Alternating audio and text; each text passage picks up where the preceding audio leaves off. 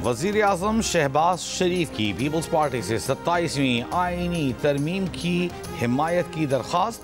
Peoples party की central executive committee का इजलास जमेरात 6 नवंबर को तलब। बिलावल भुट्टो जरदारी ने कहा, मुजव्वज़ा 27वीं आईनी तरमीम में आईनी अदालत का क़याम, एग्जीक्यूटिव मजिस्ट्रेट्स की बहाली, जजों के तबादले का इख्तियार शामिल है, NFC में सूबाई हिस्से के तहफ़्फ़ुज़ का खात्मा और आर्टिकल 243 में तरमीम के निकात भी मुजव्वज़ा 27वीं तरमीम का हिस्सा हैं। तालीम और आबादी की मनसूबाबंदी के इख्तियारात की विफाक को वापसी और चीफ इलेक्शन कमिश्नर की तकर्री पर जारी तातुल ख़त्म करना भी 27वीं तरमीम में शामिल है। बिलावल भुट्टो ने कहा कि वज़ीर आज़म शहबाज शरीफ ने 27वीं आईनी तरमीम की हिमायत की दरख्वास्त उस वक्त की जब उनकी क़यादत में नून लीगी वफ़द सदर जरदारी और उनसे मिलने आया था।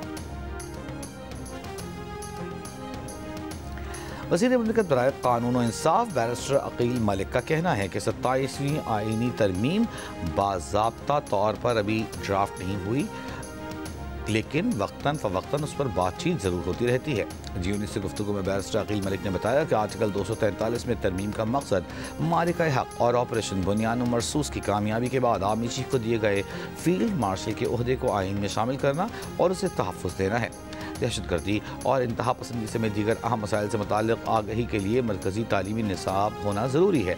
आइनी अदालतों का क़याम 26वीं आइनी तरमीम का भी हिस्सा था, अब भी उस पर बात हुई है। आबादी पर कंट्रोल के लिए भी मरकज़ी सोच का होना बहुत अहम है। वज़ीर ख़ज़ाना मोहम्मद औरंगज़ेब का पायदार तरक्की के लिए बुनियादी इस्लाहात जारी रखने पर जोर। मुआशी टीम के साथ प्रेस कॉन्फ्रेंस में कहा कि मुल्क में मुआशी इस्तेहकाम आ गया है, मुआशी समत दुरुस्त है, IMF मुआहिदा इसकी तौसीक़ है। वज़ीर तवानाई वैस लगारी ने कहा कि अगले 3 साल में बिजली का निज़ाम ऑटोमेटेड मीटरिंग पर हो जाएगा। तवानाई के शोबे की तकनीकी मसाइल हल करके अरबों रुपए की बचत की। मुशीर निजकारी मोहम्मद अली ने कहा कि निजकारी से मुताल्लिक़ हुकूमत अपने अहदाफ के हुसूल के लिए पुरआज़्म है। कौमी एयरलाइन की निजकारी ज़रूरी है, अहम अमल है। वज़ीर IT शज़ा फातिमा ने कहा कि कौमी सतह पर डिजिटल एक्सचेंज बना रहे हैं, जिसमें FBR समेत तमाम इदारे मुंसलिक होंगे, तमाम डेटा एक जगह होगा।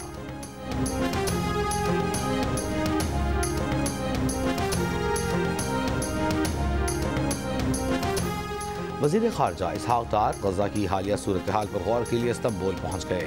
तुर्क वज़ीर ख़ारजा की मेज़बानी में मुनक़्क़िदा इजलास में शिरकत करेंगे। इजलास में गज़ा की ताज़ा सूरत हाल पर इलाक़ाई और आलमी रद्द-ए-अमल पर तबादला ख़याल होगा। गज़ा जंग बंदी मुआहदे पर पेशरफ़्त और इंसानी सूरत हाल का जायज़ा लिया जाएगा। तर्जुमान दफ्तर ख़ारजा का कहना है कि पाकिस्तान गज़ा जंग बंदी मुआहदे पर मुकम्मल अमल दरामद पर जोर देगा। मक़बूज़ा फ़लस्तीनी इलाक़ों ख़ुसूसन गज़ा से मुकम्मल इसराइली इन्ख़ला का मुतालबा करेगा। वफाकी वज़ीर एहसन इकबाल ने कहा है कि ग्रीन लाइन फ़ेज़ 2 के लिए इस साल 3 अरब रुपए मुख्तस किए हैं। वज़ीर सिंध मेयर से बात करेंगे कि वो PIDCL के साथ मिलकर काम करें। कराची में मीडिया से गुफ्तगू में एहसन इकबाल ने कहा कि कराची के लिए कोशिश है कि K4 मनसूबा जल्द से जल्द मुकम्मल किया जाए। K4 मनसूबे के लिए दरकार तमाम फंड्स जारी किए जाएंगे।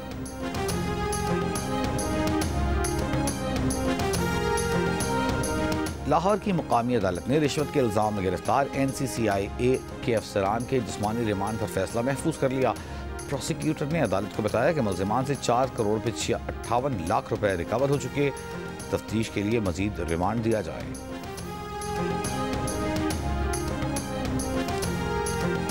गवर्नर सिंध कामरान टिसोरी से सऊदी अरब के वज़ीर ट्रांसपोर्ट इंजीनियर सोलेह बिन नासिर अल जासिर की वफ़द के हमराह मुलाकात। Karachi Hyderabad bullet train, circular railway और पब्लिक ट्रांसपोर्ट के मनसूबों पर तफसीली गुफ्तगू हुई। गवर्नर सिंध की सऊदी वज़ीर को ट्रांसपोर्ट के शोबे में सरमायाकारी की दावत। कहा, कराची जैसे मेगा सिटी को सफरी ज़रूरियात पूरी करने के लिए कम अज़ कम 11,000 बसों की ज़रूरत है।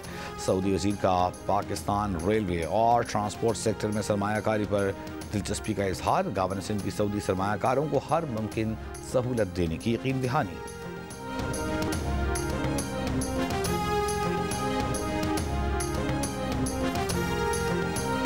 सिंध के सीनियर वजीर शर्जील इनाम यमन ने कहा है कि बेनज़ीर हारी कार्ड सिंध के काश्तकारों के लिए नया दौर साबित होगा। ये किसानों की फलाह बहबूद के लिए एक शफाफ, मुनज़्ज़म और जदीद निज़ाम है। छोटे काश्तकारों को बराह रास्त फ़ायदा पहुँच रहा है। सिंध हुकूमत की ये कोशिश किसानों की खुशहाली तक महदूद नहीं, इसका फ़ायदा मुल्क को होगा। सूबे में गंदम की पैदावार बढ़ेगी तो पाकिस्तान को बाहर से गंदम नहीं मंगवानी पड़ेगी। सिंध हुकूमत की इस कोशिश से कीमती ज़र मुबादला बचेगा और मईशत मुस्तहकम होगी। गवर्नर हाउस कराची में कायम मकाम गवर्नर की मुकम्मल रसाई का केस। स्पीकर सिंध असम्बली के वकील की तैयारी के लिए वक्त देने की सदा। सुप्रीम कोर्ट के 5 रुकनी आईनी बेंच ने फरीकैन को नोटिस जारी कर दिए। जस्टिस अमीनुद्दीन खान ने गवर्नर सिंध कामरान टिसोरी के वकील से कहा, फरीक को बिठाकर आप खुद ही फैसला कर लें। जस्टिस शकील अब्बासी ने सवाल किया कि इसमें कानूनी चाराजोई का मरहला कौन सा है। गवर्नर सिंध के वकील ने कहा, सिंध हाई कोर्ट ने एक ही समात में बगैर नोटिस फैसला कर दिया।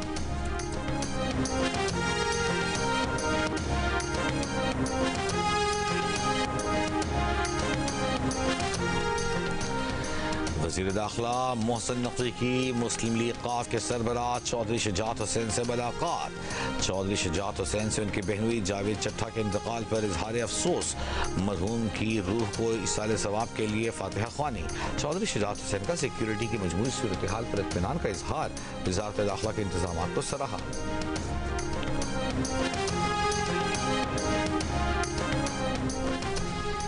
खानपुर डैम से आलूदा पानी की फराहमी के खिलाफ खुद नोटिस केस में एडवोकेट जनरल खैबर पख्तूनख्वा को नोटिस जारी। वापचा के वकील ने सुप्रीम कोर्ट को बताया कि पहले 20 कश्तियां चलती थीं, अब लोकल इंतजामिया की सहूलतकारी से 326 कश्तियां डैम में चल रही हैं। जस्टिस अमीनुद्दीन ने सवाल किया कि आप कहते हैं कश्तियों से गंदगी फैल रही है, कोई मुतबादिल रास्ता है तो बताएं। वापचा के वकील ने जवाब दिया कि इलेक्ट्रिक कश्तियां चलाई जाएं, उनसे आलूदगी नहीं फैलेगी।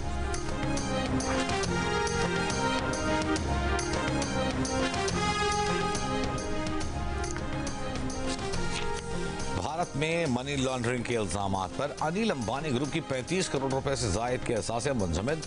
खबर एजेंसी ने ज़राए के हवाले से बताया कि इन्फोर्समेंट डायरेक्टरेट ने अनिल अंबानी की मुंबई में वाक़ खानदानी रिहाइशगाह समेत दिल्ली और चेन्नई में वाक़ रिहायशी यूनिट्स और ज़मीनों पर लेन देन पर पाबंदी आयद कर दी।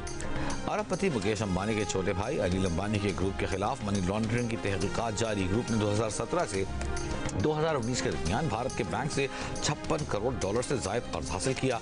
इन रकूम से की गई सरमायाकारी से कोई मुनाफा हासिल नहीं हुआ।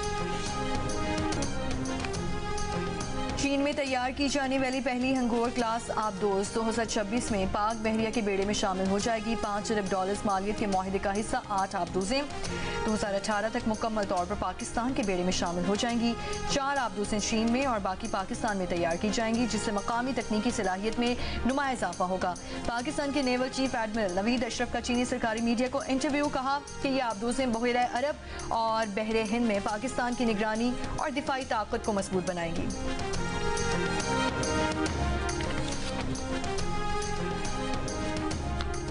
अमीर जमात इस्लामी हाफिज नईम उर रहमान ने इल्जाम आयद किया है कि पीपल्स पार्टी कब्जा सियासत करती है। ये चाहते हैं कराची पर वडेरे काबिज हो जाएं। पीपी का माइंडसेट कराची दुश्मनी पर मबनी है। ग्रीन लाइन मुकम्मल नहीं की, रेड लाइन का बेड़ा गर्क कर दिया। कराची वालों ने एमक्यूएम को मुस्तरद किया और अंदरून सिंध के लोगों ने पीपी को। कराची के जिला बस्ती में हमने क्लीन स्वीप किया है, जितनी भी रुकावटें डालें हम काम करेंगे। कराची के इलाके मंगूपी रोड कॉलोनी से फितना खवारिज के इंतहाई मतलूब 3 मुल्जिमान गिरफ्तार। तर्जुमान रेंजर्स के मुताबिक गिरफ्तार मुल्जिमान ख्वारजी अमीर शम्स क़य्यूम के करीबी साथी हैं। मुल्जिमान ने कॉलोनी में मुनशियात फरोशों से भत्ता वसूली और लैंड ग्रैबिंग का भी एतराफ़ किया।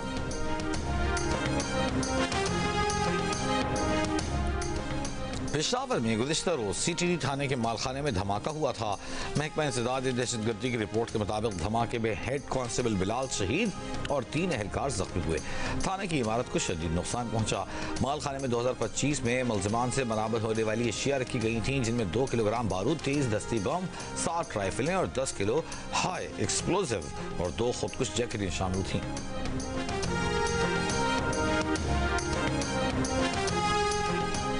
शिमाली वजीरिस्तान में GPO के स्क्वाड पर हमला, 5 पुलिस एहलकार जख्मी। हमले में GPO वक्कार अहमद महफूज रहे। पुलिस के मुताबिक हमला बनू मीरान शाह रोड पर किया गया।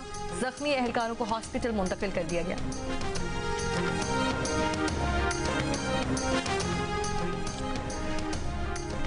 और अक्सई में अनजानी चेक पोस्ट पर फेडरल कांस्टेबलरी एहलकार की मुबैना खुदकुशी। पुलिस के मुताबिक मुबैना तौर पर FC एहलकार ने गोली मारकर खुद को जख्मी किया। एहलकार को हार्ट अस्पताल मुंतकिली के दौरान रास्ते में दम तोड़ गया। DP के मुताबिक FC एहलकार को 3 गोलियां लगी। तफ्तीश के बाद ही पता चलेगा कि यह खुदकुशी है या कत्ल। जनूबी वजीरिस्तान लोअर और अपर के मुख्तलिफ रास्तों और इलाकों में 48 घंटे के लिए दफ़ा 144 नाफिज। महकमा दाखिला के मुताबिक दफ़ा 144 सुबह 6 से 5 नवंबर सुबह 6 बजे तक नाफिज है। इस दौरान तमाम बाजार और मार्केटें बंद रहेंगी।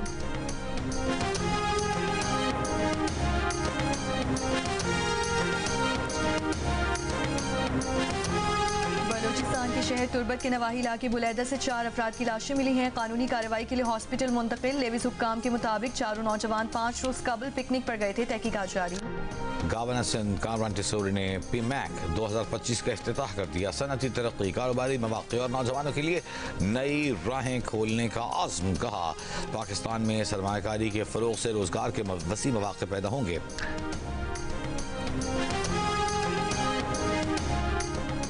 ननकाना साहब में बाबा गुरु नानक के जन्मदिन की तकरीबात। दुनिया भर से आए सिख यात्री मजहबी रसूमात की अदायगी में मसरूफ।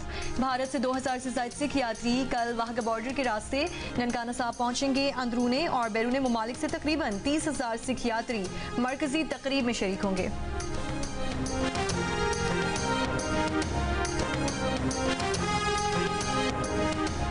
मुत्तहिदा अरब इमारात का इमाराती परचम की तौहीन पर 25 साल 5 लाख दिरहम तक जुर्माने का ऐलान। परचम को इश्तिहारात या तिजारती मकासद के इस्तेमाल को भी गैर कानूनी करार दे दिया। इमाराती हुकाम के मुताबिक परचम के डिज़ाइन को के गुब्बारों पर आवेजा करना भी तौहीन के ज़ुमरे में आएगा। परचम के गलत इस्तेमाल पर जुर्माना 3 करोड़ 78 लाख पाकिस्तानी रुपए तक हो सकता है। मैक्सिको में मकामी मेयर के कत्ल पर एहतजाज। मुश्तल मुजाहिरीन ने सरकारी इमारत पर धावा बोल दिया। गवर्नर अल्फरेडो से मुस्ताफी होने का मुतालबा। मेयर कार्लोस मांसो को एक तकरीब के दौरान फायरिंग करके कत्ल किया गया था। एक हमलावर मौके पर हलाक हो गया, जबकि 2 मुश्तबा अफराद को गिरफ्तार। पाकिस्तान और जनूबी अफ्रीका की टीमें वनडे सीरीज की तैयारियों के लिए इस वक्त मैदान में मौजूद। फैसलाबाद में दोनों टीमों का training session, bowling, batting, fielding की प्रैक्टिस। दोनों टीमों के दरमियान 3 मैचों की सीरीज का पहला मैच कल खेला जाएगा।